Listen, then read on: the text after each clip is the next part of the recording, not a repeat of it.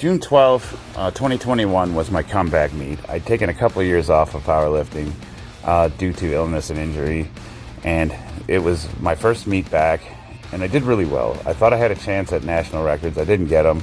I took all of the Nevada state records, and I managed to place in the top 5 in the United States Powerlifting Association for lifters over 40 in the 220 weight class. Not a bad showing for my first meet back after a couple of years off.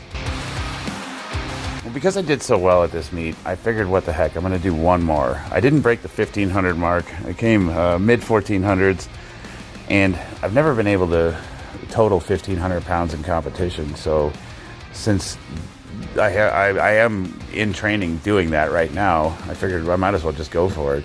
I was looking at the records, and that puts me in some pretty good company if I break that mark.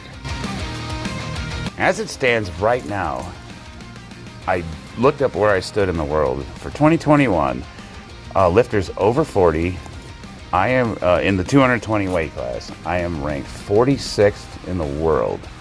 So that's all federations, drug tested, non-tested, across the entire world. I'm ranked number 46. That's not horrible. I like that. In the United States, I'm ranked number 25. So that tells me that half of those lifters are in America. Powerlifting is definitely a big sport here, but it's starting to catch on worldwide. As a matter of fact, if I qualify for Worlds, I'll be competing overseas. I believe it's in Europe next year. What's really cool, even with just having the total I have currently, I'm ranked number 4 in the United States Powerlifting Association. That's the highest I've ever been ranked, any age, any weight. Here's where it starts to get really cool, kids. If I break that 1500 mark, and if I can really manage to get closer to the 1600 mark, which I have a shot at, I will be ranked, and this is for all weight classes, for lifters over the age of 40, I'll be ranked number 1 in the United States. You're looking at a guy that it could be a number 1 ranked lifter in the United States for all federations over 40. Now, rankings are not to be confused with records. For example, Stan Efferdin still has the record for the 220 weight class. I think his total is somewhere around 2,400 pounds. I'm nowhere near that. This is current lifter rankings. There's 2 goals that I want to accomplish before I retire from competing. Will I ever retire? I'll probably still do local meets, maybe once a year, just for fun. But seriously competing, depending on how this next meet goes, there's 2 things I want to accomplish. One, I want to qualify for and compete in Worlds.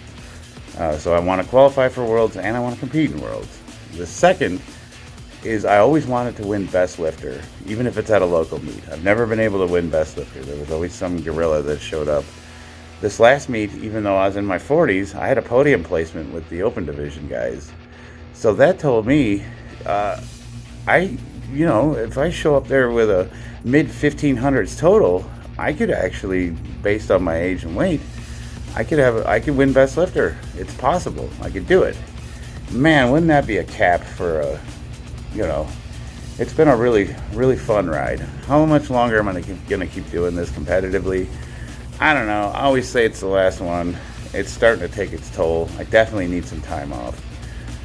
But I'm making such awesome progress that I just really feel like now's the time to go for it.